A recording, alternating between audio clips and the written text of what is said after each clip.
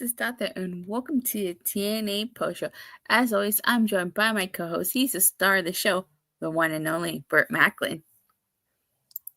Your intros have always like they're starting to go to my head.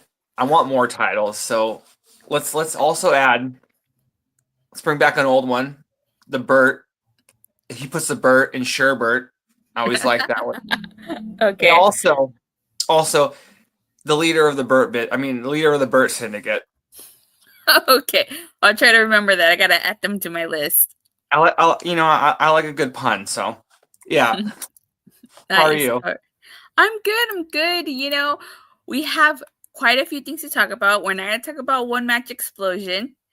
So let's start off talking about the news that broke earlier this week. Josh Alexander revealing on the Chris Van Vliet show that as of February 15th, he will be a free agent. So it seems like Josh Alexander is wrapping up with TNA.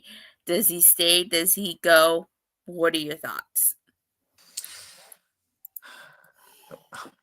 I personally think he's I hate this cliche, but when they say somebody has done everything they can somewhere, I definitely think that applies to Josh.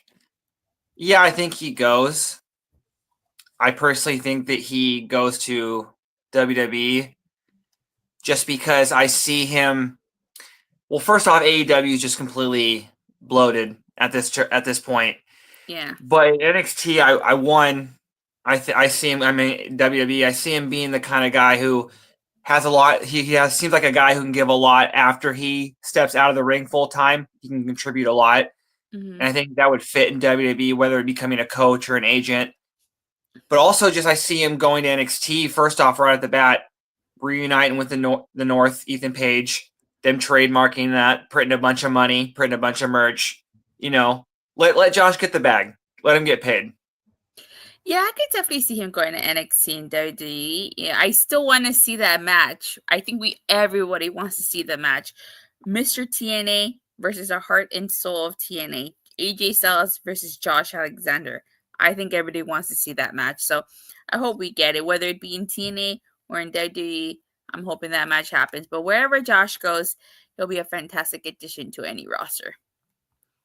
And yeah, I think WWE's and just the betting, it just seems like WWE hasn't been beating AEW out on a lot of these free agents lately. So, all right. So the second news that broke on yesterday actually is that TNA did a press release. Over 1 million votes were casted in the online destination. Well, I voted twice. So I voted twice. But basically, fans had to choose between New York and Los Angeles to see who would get a show in 2025. And actually, both cities are getting a show.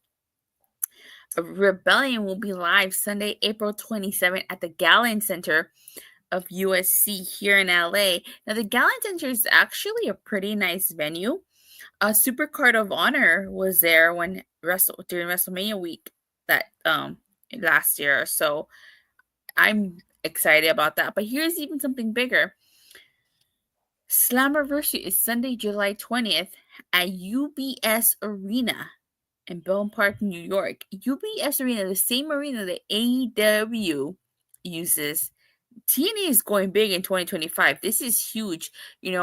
This brought a tear to my eye because of everything that TNA has been through over the last couple years with Scott D'Amore getting fired earlier this year, and everybody's saying, "Oh, that's the end of TNA." I think it's just the beginning. I cannot wait to see what else TNA has in store for us in 2025. Yeah, this was definitely huge. I agree with everything you said. I'm glad that these two shows were still 5 months away from. Basically almost 5 months away from the April show. About 6.5 for the July show, 7. So that means they have time to, especially like you said, the one in New York. That's a big building. What did you say the attendance? The max? The max? Oh, I don't know what the max is. Hi, Antonio, in the chat. Hey. What's up? UBS arena capacity. The arena capacity has $17,250 for NHL games and up to $19,000 for concerts and other select events. See, yeah, that one makes me a little nervous just because that's a lot. Whether how much they adjust it for the show, how many tickets they make available, that remains to be seen. But they have time, you know what I mean, and a lot's going to happen with. Who knows if Josh is on the roster by then? Who knows if Jordynne's on the roster by then? But there's time, and TNA has proven lately that they are hot. They are selling out these buildings that they are running, these slightly larger ones that it is. So, yeah, I have to wait and see. But I'm so happy. Me too. I'm very happy. I'm happy that we're getting a pay-per-view in LA. Joseph says so glad for New York and LA to get pay-per-views. Yeah, same here. I have to say, like, I don't want to say it's a safe bet, but I think I can bet money on Mike Santana winning the TNA World Title in the main event at Summerversary in his home state of New York. You know, I wouldn't. Like we talked about last week, where they run will depend on the champions. I wouldn't mind a quick run for Frankie Kazarian winning at the April show, getting a quick 2-month run. I think he's from Los Angeles, so yeah, I think that's why I said that. And then yeah, Santana winning, and you know, no one. We don't need everyone to have a Roman Reigns length title reign. You know, there's nothing wrong with having the title for a few months, but I definitely agree with you. That would be a huge pop, Santana winning in New York. And I think he deserves. I think it's at that time, because I do expect Josh to leave. I think they're going to need somebody to carry the company on their. You know what I mean? I think he's the next guy that they're building. It would seem that way. Do you think they get a streaming deal? Because I think they have a streaming deal. I'm hoping this Amazon, because I think the announcement will happen either the paper or on the live. Okay, we'll talk about the 23rd when we get there. As far as streaming deal, no, I don't know if they'll add TNA Plus or anything, but I could see them expanding access to much bigger, to more households, or going to a bigger channel that's more well known and easily accessible that you don't have to pay extra to get. Yeah, well, that's another thing that remains to be seen. But with them running these bigger buildings, obviously they're obviously thinking big. So, yep, and I'm so excited. Can't wait to see. Now I have a funny feeling Frankie Kazarian comes home as TNA World Champion. We'll talk about that when we get to the show. Yeah, because I definitely don't see Josh winning the world title at this point now, with him being announced that he's leaving. So I definitely think that changes things, especially because if with the match that they announced for TNA Final Resolution, I think it was a 4-way between Santana, Josh, Frankie Kazarian, and was it No, it was Santana, Maclin, Josh, and Henry. You know, after them announcing that Josh is leaving this week, and then this match getting announced, I definitely think that he's out, or if he wins, he's not going to win a title. So I think that gives Joe Henry's chances a little bit of a boost. Season screens, hey. All right, so TNA kicked off with a 5-way number 1 contenders match for the X Division title. The winner would face Moose at Final Resolution. It was Trent Seven versus Ace Austin versus Kushida versus Leon Slater versus JDC. I have to say, I really like this match. I thought it was a great showcase, X Division showcase match. JDC and failing to do his job here. He was supposed to win this match to ensure that Moose does not have to defend his X Division title at Final Resolution, and he failed. He failed to do that here. Exactly. He was supposed to win this match and then pull a Kevin Nash, so we can get a finger poke of doom. Everyone can go home and keep the title in the system. I thought this match was very predictable in terms of. I love this match, by the way. But Kushida winning. I just thought that would be a great next match for Moose, especially Clash of Styles. Kushida's very technical base, but he also moves very well at this point still in his career.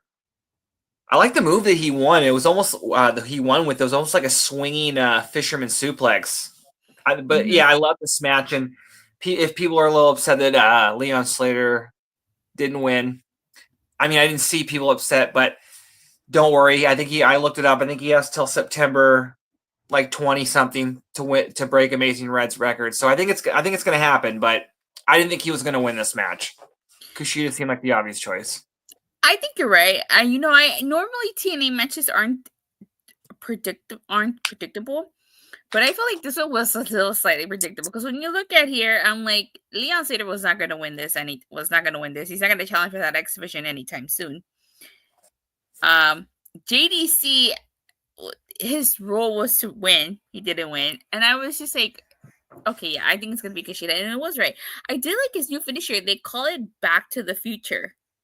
Fits in with his whole kind of like gimmick, the time splitter thing. So, no, yeah. I think with the 2-week turnaround, TNA kind of needed a safe pick. You know what I mean? Somebody who can give you a quality match. You don't really need a story around this but yeah, you just need somebody who can go out there and give you a good match with the pay-per-view in 2 weeks. So yeah. I think Kushida was the safest choice. I think he was. I'm not complaining. I can't wait. I think it'll be a good match. Not only did he fail, but Moose has a hard defensive final resolution. Kushida ain't no joke. That's true. He's not. All right. Next, we get a Tasha Steelz interview, and she's basically talking about Jordynne Grace, about the fact that she's always been a thorn on her side, and that tonight Grace won't be in her way anymore, and she's gonna go after the Knockouts title. As we learned, it will be Masha Slamovich versus Tasha Steelz at Final Resolution for the Knockouts title. I don't think Tasha Steelz is winning there. No, but I thought this was a tremendous promo from Tasha Steelz. More of this, please. I feel like they haven't given her much lately. But, she is teaming with Alicia. And I do think they, at some point, might win the Knockouts championships. They should, just because we basically need a third team in that division. But, yeah, I don't think she's winning, but Tasha definitely needs to be in the title picture at all times. She's too good not to be. Yeah, this is a good promo by Tasha Steelz. Definitely like it. And I do agree. I could see Tasha Steelz and Lish challenging for those Knockouts tag titles. Not anytime soon, because Heather and Ash by Elegance have to win them first. But we'll see when they get there. Yeah. Like with Kushida being a safe pick for Moose, Tasha's a safe choice to give a good defense for Masha at Final Resolution. Yeah, I agree. So next we get a John Skylar promo, and he basically is insulting North Carolina by calling it South Carolina. He calls Sami Callihan an unwashed, dirty pig who hasn't showered in months. PCO dresses like a kid, and he says that PCO and Sami will be embarrassed by these good hands. I know. I always laugh when he calls the fans a ham sandwich. I think that's kind of funny. I'm like, okay, that's funny. I think the Good Hands are the perfect mid-card, like, comedy heel team. You know what I mean? Like, eventually I do think they will win the titles. Again, that's another example of somebody I could see getting a short reign. But yeah, they're perfect in their role, and they can work really well. They're good, both good on the mic. Yeah, I really like the Good Hands. The shirts they're wearing, I thought. But the thing that really makes me mad about this match, and it's something that happened in the match, is PCO is, again, everyone knows I'm not the biggest PCO fan, but they need to do something with the Digital Media Championship. And please allow me, because I think you've ranted extensively on this. I want to take over. The floor is yours. Yeah, I think they just need, because the first thing I thought of is, like, while Chris Bay is hurt, let's put it on Ace Austin, because I think he could do something with that belt. He's not. I don't think that he's. I'm not saying he's not ready to go to the main event scene, but I think it's too stacked as it is. So I don't know where he would fit in. I don't want to necessarily put him back in the X Division Championship or give him like another tag team partner. So I think him winning the Digital Media Championship, and we've seen it defended a little bit more on the regular, especially the name Digital Media streaming. Why isn't it on exclusive and exclusively? Especially they could do like, yeah, like that's what I was saying, like tournaments, whatever. But and the other thing I was just thinking of that, like that would be my number one. But the number two is put on Josh Alexander, make him a Grand Slam champion. The Northern Armory needs some gold. You know what I mean? They need to do something to kind of make them that next dominant faction. I think they are a great faction, but they do need some gold. Because I don't see Sinner and Saint winning the tag team championships anytime soon. But yeah, I don't know. Put it on Josh. Make him a Grand Slam champion. Because I no disrespect to PCO, I just don't see why he needs that belt. He's like a Jeff Hardy or like a Darby Allin. He's like always over. He's always going to get a huge pop. Like he doesn't need a title. You know what I mean? And put the title on someone young, like not very younger, but an up and comer. Or let's do something with it. It's just sitting there. He can still have the Canadian title. All right, so we forgot to mention, Ace Austin paid homage to Chris Pay by doing the Art of Finesse. We didn't. I love that. We didn't get to talk about the finish because I went on a rant because I was so upset. But yes, yeah, I did like that. Same, me too. So I have to agree with what you said. I think that the Good Hands, and I've always said this, and I've always given praise to the Good Hands. I think the Good Hands are very underappreciated and underrated. I think they're a great tag team. It's a shame they haven't had an opportunity really at the tag titles. They don't have to have a long title reign. Just they can win at Sacrifice and drop it maybe like a couple weeks later, Just give them at least a very short run. I think they deserved it. They've earned it. They put in the work. I have to say, I really like Matthew Ratewall's and Tom Hannafin's banter. Matthew Ratewall was like, "How do you communicate with PCO? Do you grunt, moan, twitch a little?" That was hilarious. That was hilarious. But it was no surprise Sami Callihan and PCO won this. Now at the end, we got a vignette. The lights went out, and a number 23 flashed on the Titantron. So as we know, Thursday, January 23 is when the TNA goes live. They're gonna do a live episode of TNA. So I wonder if we're getting a return, a debut. Like, is this Khan? Like, what do you think this means? And is this tied to Sami Callihan, to PCO? What do you think this means? It could be Michael Jordynne. He wore number 23. He could be debuting in TNA. Dennis Rodman had a match in the 90s. Maybe Michael always wanted to have one. You don't know that. I didn't know that I didn't know put it together that was they were going live on the 23rd. I did not. I didn't remember that date. So yeah, I would think we're gonna get a lot of surprises that night. A debut would be cool. I didn't recognize no wrestler popped out at me when I saw the font of the number, or you know what I mean, any like the graphics. Nothing occurred to me, but I definitely think something's going to happen, because then after this, they immediately went and confronted Hammerstone and Jake something. So I don't think they have any connection to this, but yeah, I'm intrigued by this. Me too. So I'm hoping it's a debut. I'm really hoping it's a debut. So where does we see it go with his feud with Maradona pretty much over with? It seems like it. That's what it seems like it. Yeah, I think I think that's over and done with. Could somebody from WWE that was released be debuting? I have seen theories that the former Baron Corbin could be jumping. I don't know how 23 applies to Corbin, but I mean, personally, I wouldn't mind seeing Corbin in TNA. I think TNA would be good for him to rebuild himself. But I don't know. I don't see it. 23. I don't see it. I could be wrong, but we'll see. He just seems like a guy who he got his job in the WWE. I don't see him wrestling anymore. And in terms of people debuting for the WWE, I see a lot more of a chance of us getting some of the women. Like, I think Indy Hartwell is definitely a possibility just because her, I think she teamed with Steph before Steph left. And I don't know, I just definitely see TNA being a spot for her. I can't think of any of the other releases that have happened. Tia Knox?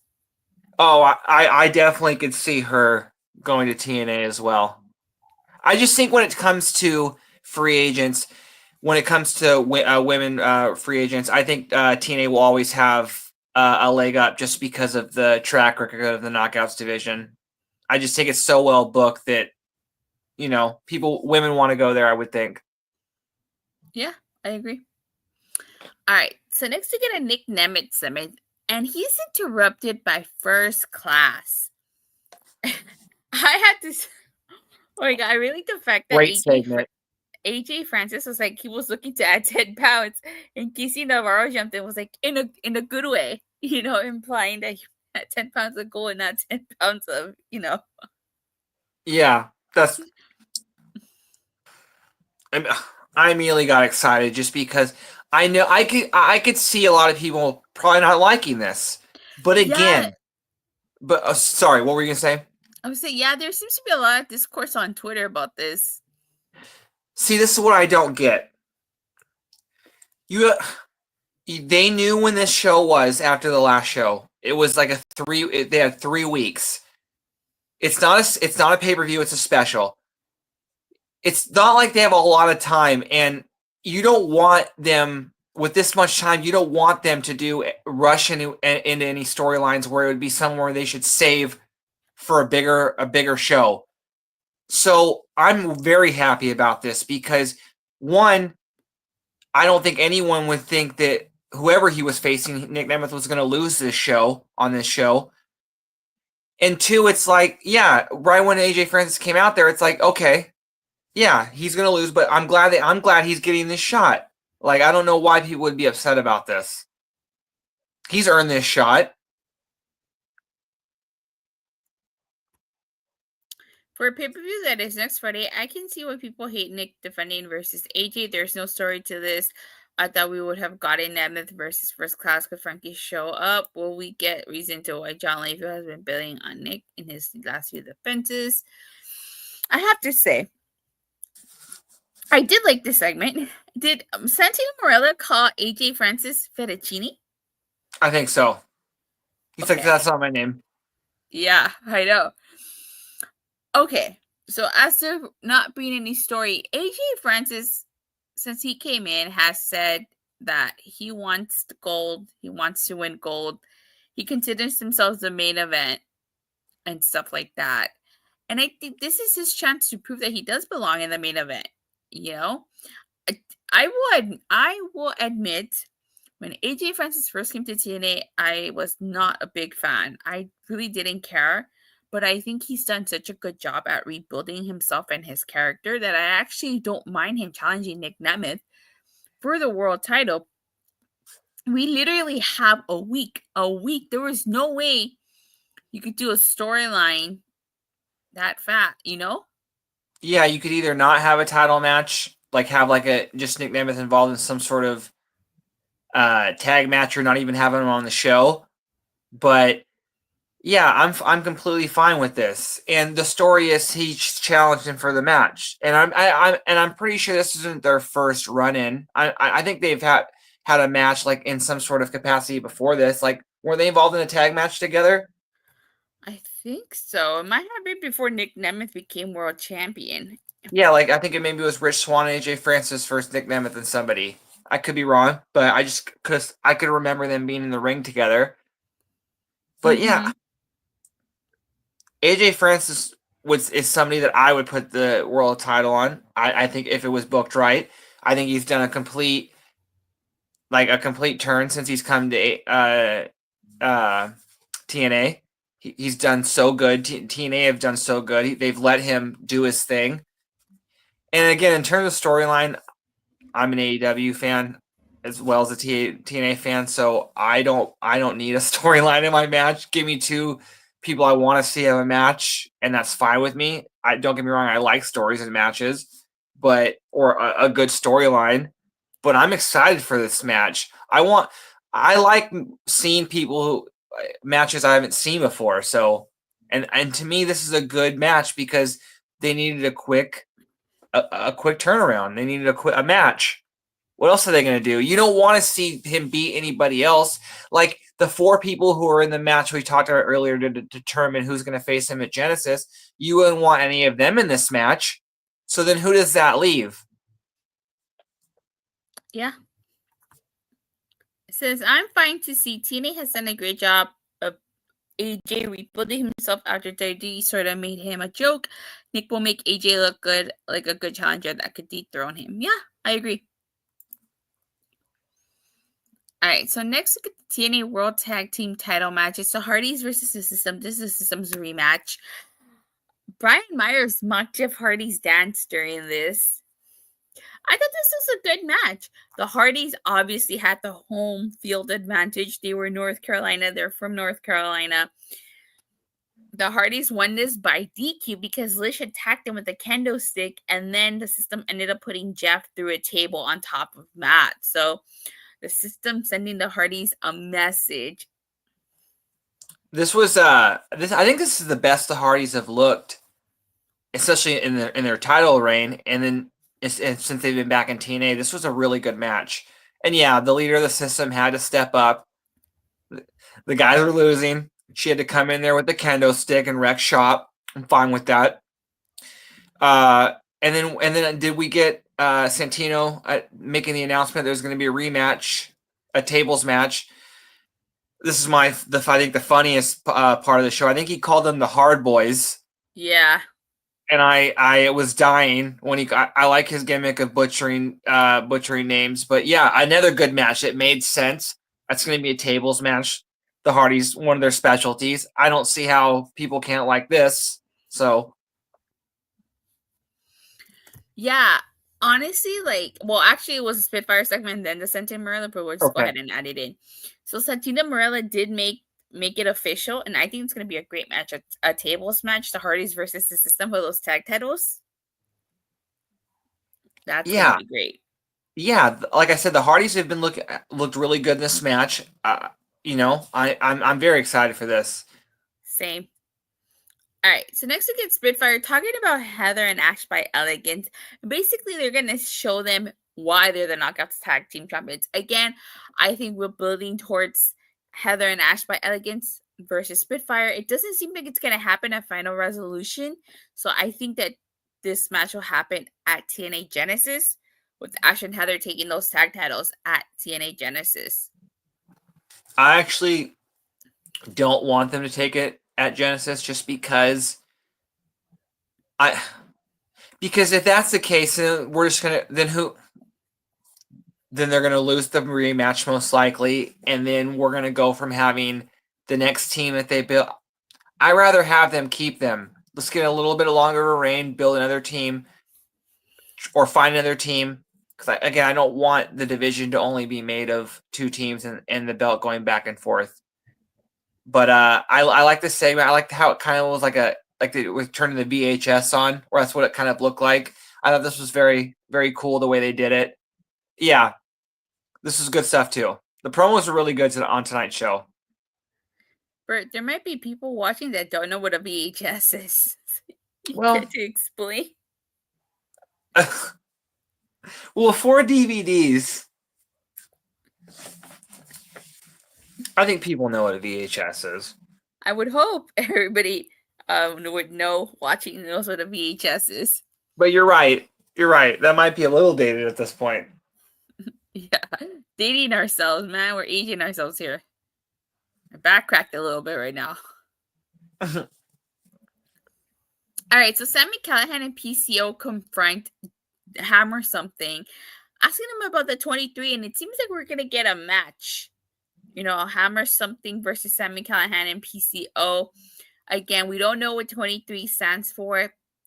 We just have to wait and see if they keep teasing it, but I'm very curious to see who or what 23 is. But overall, good segment. I hope we get to see more of Hammer something. I hope that they continue. I hope that they get a run with the tag titles. And you know what? Now that I think about it, and I agree with you on that. That should be PCO's role. That's what PCO should be doing. I like him and Sami as a tag team at this point. I think that might have been their first time team, but I thought they were really good as a team. But yeah, I like this segment. Hammerstone and Jake something are perfect for each other. Yeah, this was good.